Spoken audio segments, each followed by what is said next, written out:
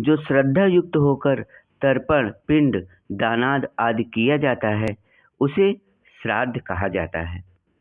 और जिस मृत व्यक्ति के 1 वर्ष तक के सभी और दैहिक क्रियाकर्म संपन्न हो जाएं, उसी की पितर संज्ञा हो जाती है। वायु पुराण में कहा गया है, मेरे वे पितर जो प्रेत रूप है, तिल युक्त जौ के पिंडों से तृप्त हों।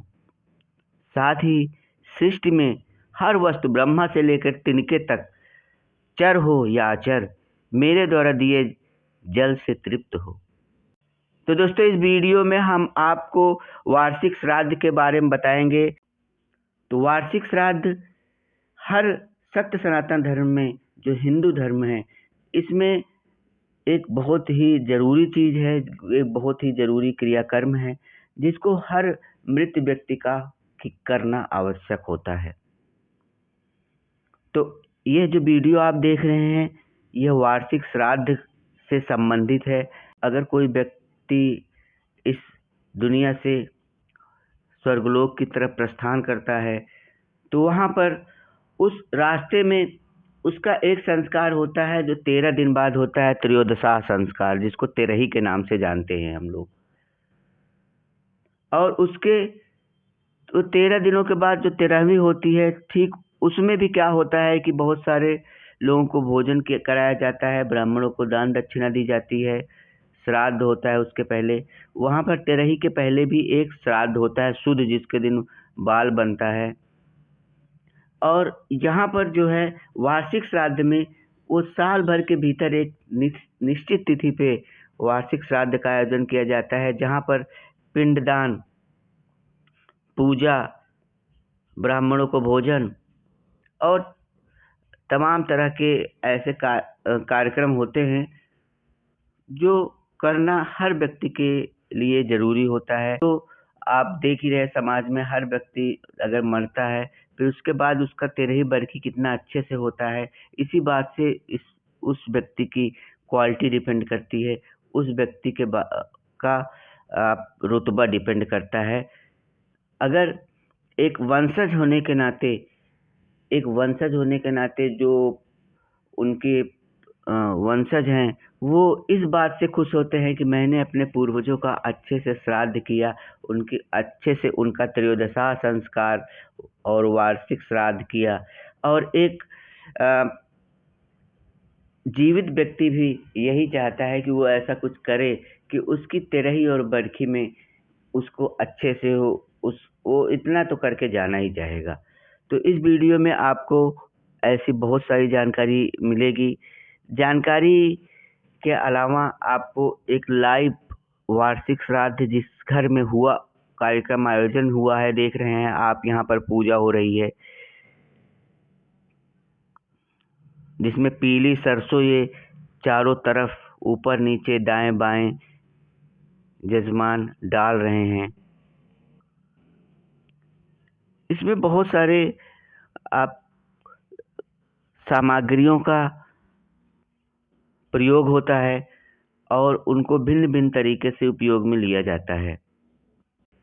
तो यहाँ पर दोस्तों ध्यान रखना है कि हमको पितामह एवं प्रपितामह, मतलब उनके पिताजी और उनके पिताजी तक अपने पूरा समर्पण भाव रखना है। ये याद रखना है कि वहाँ कहीं ना कहीं हमारा जो स्वभाव है उन्हीं के द्वारा हमको मिला है। दोस्तों, ये तो हो गया श्राद्ध का मतलब। अब हम जानते हैं कि कौन कर सकता है श्राद्ध, और श्राद्ध के लिए कुछ उचित बातें और कुछ अनुचित बातें। आपको अच्छा लगा हो तो चैनल को सब्सक्राइब कर दीजिए, लाइक कर दीजिए वीडियो को। अब हम जानते हैं कौन कर सकता है श्राद्ध। साधारणतया पुत्र ही अपने पूर्वजों का श्राद्ध करते हैं, किंतु शास्त्रानुसार ऐसा हर व्यक्ति जिसने मृतक की संपत्ति विरासत में पाई है, उससे प्रेम और आदर भाव रखता है, उस व्यक्ति का स्नेहवश श्राद्ध कर सकता है। दूसरा, विद्या की विरासत से भी लाभ पाने वाला छात्र भी अपने दिवंगत गुरु का श्राद्ध कर सकता है। पुत्र की अनुपस्थिति में पौत्र या प्रपौत्र भी श्राद्ध कर्म कर सकता है। निसंतान पत्नी को पति द्वारा, पिता द्वारा पुत्र को और बड़े भाई द्वारा छोटे भाई को पिंडदान नहीं दिया जा सकता। यहाँ पर हम फिर से बता देते हैं, निसंतान पत्नी को पति द्वारा, पिता द्वारा पुत्र को और बड़े भाई द्वारा छोटे भाई को पिंडदान नहीं दिया जा सकता। किंतु कम उम्र का ऐसा बच्चा जिसका उपनयन संस्कार न हुआ हो, पिता को जल देकर नव श्राद्ध कर सकता है। शेष कार्य उसकी ओर से कुल पुरोहित कर सकता है। अब यहाँ पर हम जानेंगे श्राद्ध के लिए कुछ उचित बातें। श्राद्ध के लिए उचित द्रव्य हैं तिल, उड़द, चावल, जौ, जल, मूल जैसे जड़ युक्त सब्जी और फल। 3 चीजें शुद्धिकारक हैं, जिससे जैसे पुत्री का पुत्र, तिल और नेपाली कंबल। अगर पुत्री का पुत्र है तो वो समझिए श्राद्ध में अगर आपके पास है तो समझिए कि उसका आप समझिए शुद्ध हैं। 3 चीजें प्रशंसनीय हैं, सफाई, क्रोधहीनता और चैन। चैन का मतलब बहुत जल्दबाजी नहीं, आराम से काम।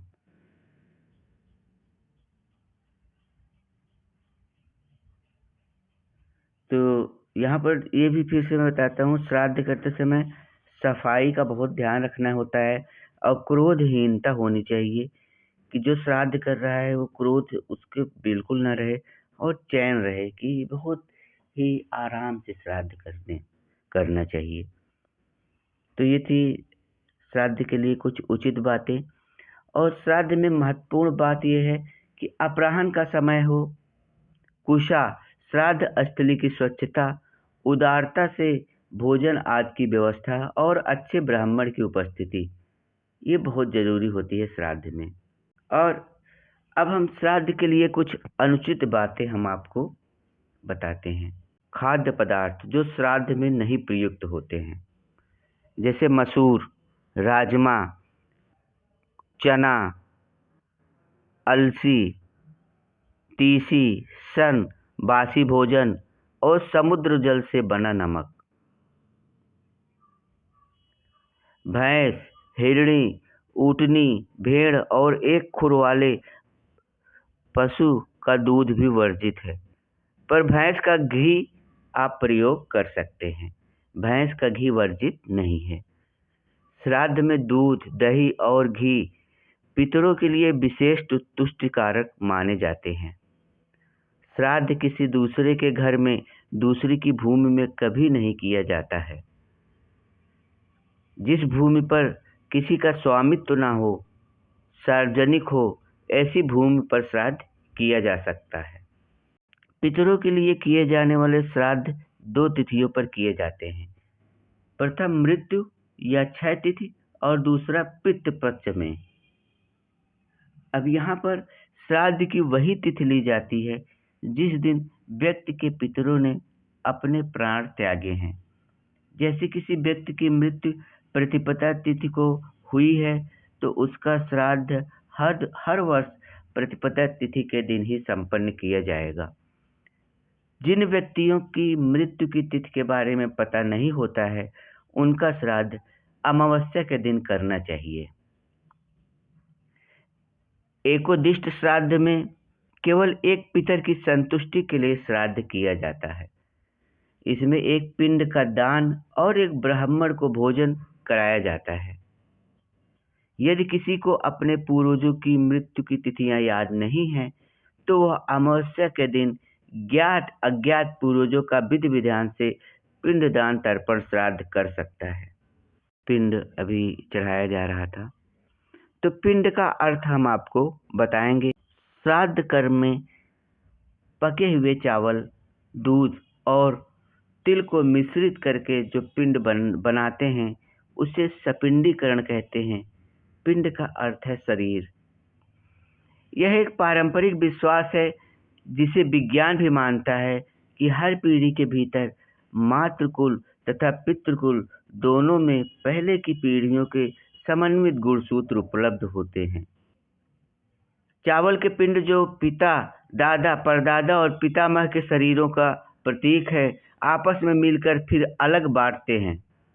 यह प्रतीकात्मक अनुष्ठान जिन जिन लोगों के गुणसूत्र जीन्स श्राद्ध करने वालों की अपनी देह में है, उनकी तृप्ति के लिए होता है। अनुष्ठान का अर्थ, अपने दिवंगत बुजुर्गों को हम दो प्रकार से याद करते हैं, स्थूल शरीर के रूप में, भावनात्मक रूप में। स्थूल शरीर तो मरने के बाद अग्नि को या जल प्रवाह को भेंट कर देते हैं, इसलिए श्राद्ध करते समय हम पितरों की स्मृति कर उनके भावनात्मक शरीर की पूजा करते हैं ताकि वे तृप्त हों और हमें सपरिवार अपना स्नेह पूर्ण आशीर्वाद दें। अब हम जानते हैं श्राद्ध का वैज्ञानिक पहलू। विज्ञान भी मानता है कि जन्म एवं मृत्यु का रहस्य अत्यंत गूढ़ है। वेदों में, दर्शन शास्त्रों में, उपनिषदों एवं पुराणों आदि में हमारे ऋषि मनीषियों ने इस विषय पर विस्तृत विचार किया है। श्रीमद् भागवत में भी स्पष्ट रूप से बताया गया है कि जन्म लेने वाले की मृत्यु और मृत्यु को प्राप्त होने वाले का जन्म निश्चित है। यह प्रकृति का नियम है। शरीर नष्ट होता है मगर आत्मा कभी भी नष्ट नहीं होती है। वह पुनः जन्म लेती है और बार बार जन्म लेती है। इस पुनः जन्म के आधार पर ही कर्म कांड में श्राद्धादि कर्म का विधान निर्मित किया गया है। अपने पूर्वजों के निमित्त दी गई वस्तुएं सचमुच उन्हें प्राप्त होती है या नहीं, इस विषय में अधिकांश लोगों को संदेह है। हमारे पूर्वज हमारे कर्मानुसार किस में उत्पन्न हुए हैं, जब हमें इतना ही नहीं मालूम तो फिर उनके लिए दिए गए पदार्थ उन तक कैसे पहुंच सकते हैं? क्या एक ब्राह्मण को भोजन कराने से हमारे पूर्वजों का पेट भर सकता है?